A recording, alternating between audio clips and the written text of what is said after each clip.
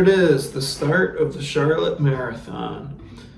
So temperatures were looking to be a little hot for the day, but everything went well in the starting corral and we got off to a good start. The plan was to roll at 8:40 minute per miles and stick with that for as long as we can. That's a little off the goal time that I had initially set for myself. And as with any marathon, we started off. And Charlotte's very interesting. It goes through a lot of neighborhoods and there's a lot of hills. That was one of the first things I kind of noticed driving into the course and into the city, is the hills are pretty significant. Definitely not what I was expecting. I knew there were a lot of hills, but man, they were steep and quite often. So as we were winding through the first couple miles here, we were doing okay, going about 8:35 minute per mile pace, so a little ahead of schedule. And then I kind of found myself feeling good, as you do at the beginning of a marathon, and I was with the 3:45 pace group, which ended up kind of not being a good thing, but for the next, 8 miles, I was right with or ahead of the 3:45 pace group, which basically meant I was going faster than I was in shape for. Leading up to the marathon, I was hoping for a 3:45, but with the hills and the hot weather conditions of the day, it was not going to be easy to maintain that pace. So as we started winding through the city again, and here we go around a couple turns here leading back towards the city for the half marathon split, I was still cruising along at 8:25 miles, 8:12 miles. We were cruising along, and there goes the halfway point right here. This is where things really got tough.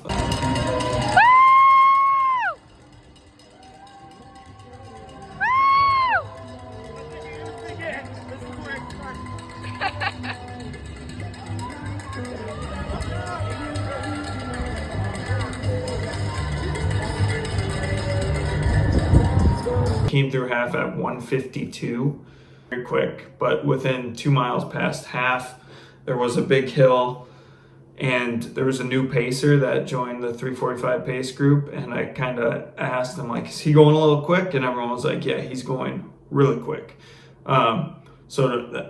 Trying to keep up with him, I was going even faster, more 8:15 minute miles, 8:20s, and I kind of decided a while back that I was going to try and hold on. Fully appreciate this one. Maybe you got to experience this one, is what I'm telling myself. So it's just pain, stay hard, keep hammering. It's just pain, stay hard, keep hammering. And see what happens no matter what. Feeling was going well. I was taking my gels. Everything was going good. So we just wanted to hang on. But eventually the hills just became too much, and the heat had ended up getting up to 68, 70 degrees towards the finish of the marathon. I hit the wall severely at mile 18. In my first marathon, it was cool and there's no elevation, so these were problems I hadn't come across before, but basically my legs shut down on me. Full body cramps, like my legs just caught, and my quads and calves. So I tried to fight through that as hard as I could, but it was like, all right, we're at mile 18. I have 8 miles to go. Let's slow it down and just see if we can hold a 10-minute pace per mile. And turns out I couldn't. It was just a lot of walking, jogging for as long as I could. Then that was just kind of cramping up. My whole upper body was cramping. So it went about as poorly as you could possibly imagine. And then going into town here in the last little bit, just had some incredible hills. The whole finish is uphill. And people were just crumbling all around me, but I was getting past. I was in my own world. I started grabbing beer, and I did a cup of beer and a fireball shot, banana, orange peel. I was trying to grab just anything to get me going, but my body was just totally finished.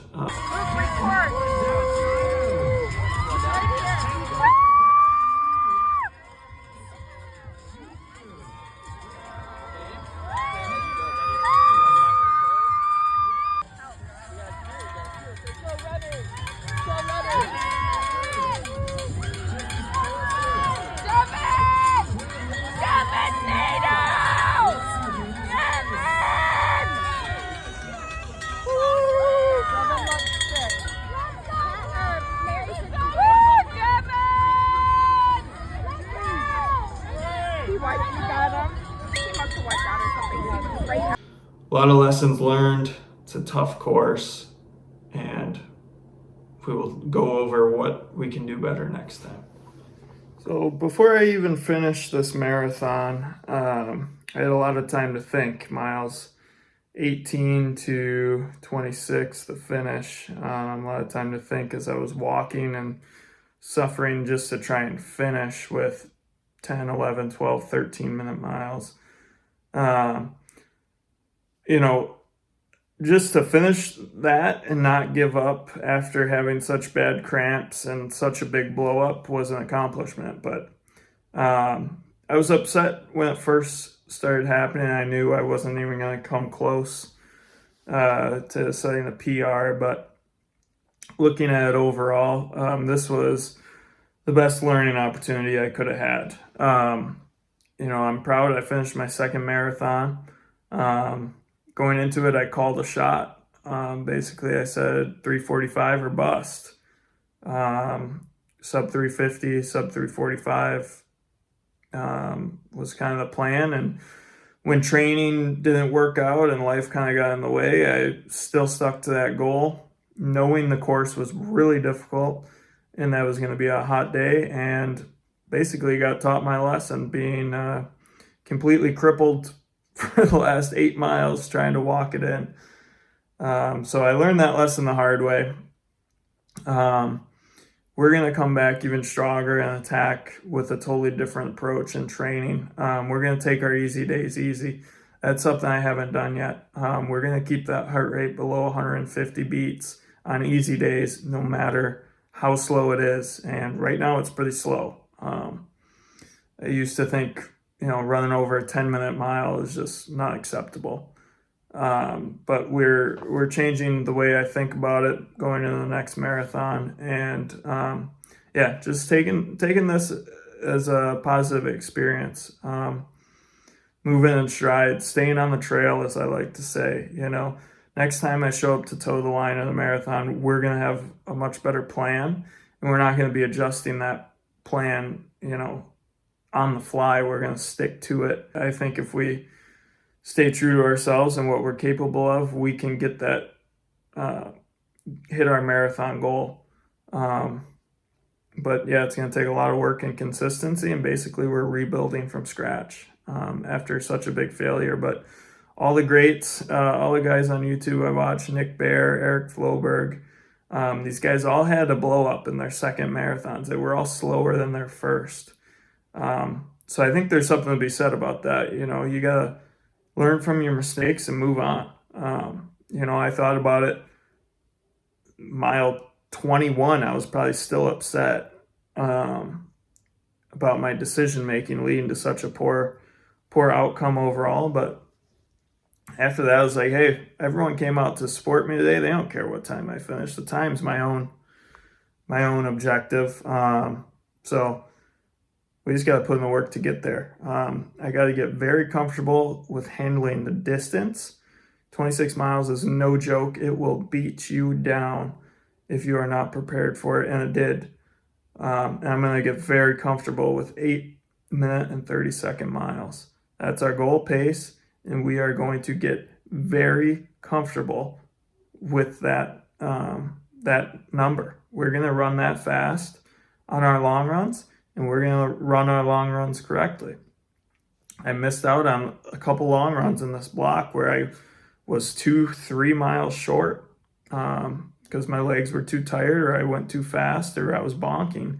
And that same thing happened when we got to the actual marathon day. So I got to hit my workouts at the time I want to hit my goals. And if I'm not, then we got to adjust the plan, you know?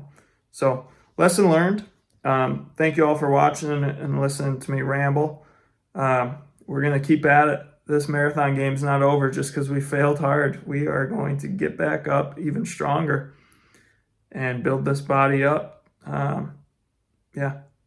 So time to get faster. Stay on the track.